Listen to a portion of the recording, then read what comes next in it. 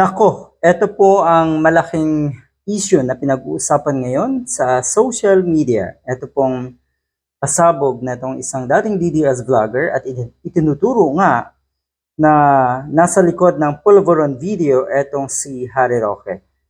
Kung naalala niyo po, yung Pulveron video na inilabas na itong mga DDS sa isang maisog rally sa California ata yun. Anyway, yun ay para galitin ang mga kababayan natin. Magalit ang mga kababayan natin at pabagsakin ang administrasyon ni PBBM. Magaling daw magpabagsak ng gobyerno itong si Harry Roque. Demonyo, no?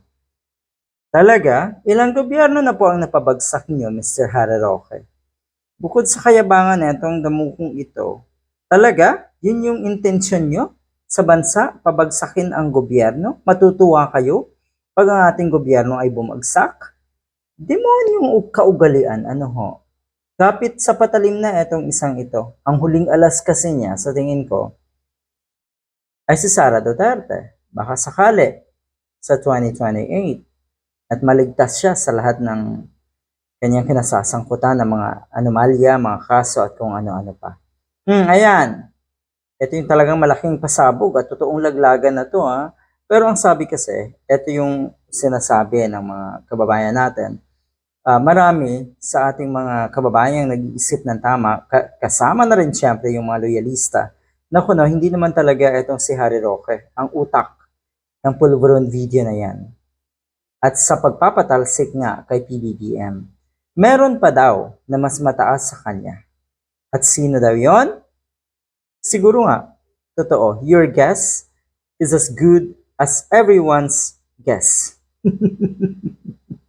At alam na natin kung sino daw yon.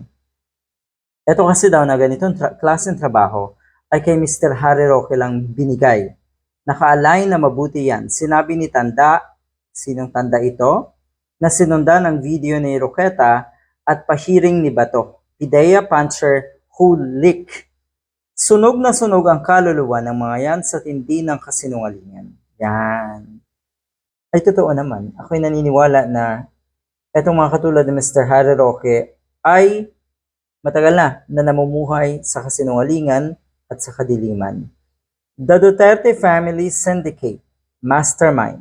Pero ang operatives nila sa paninira is led by Roque. Siya ang may dala ng video from the Philippines to the US. Bangag word is Maharlika. Si Maharlika.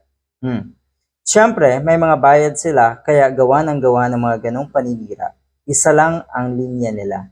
At lahat yan ay planado, orchestrated, pero hindi umobra. Sino ngayon ang nalalagay sa alanganin? Yung mga katulad nila na gahaman. Gahaman, no? Yun yung term eh. At aakusahan ngayon, yung nagpasabog na kuno siya ang bayaran. Pero ako rin naniniwala, this is all about money. Itong ginagawa na itong mga ito katulad ni Harry Roque at ni Maharlika. Good luck!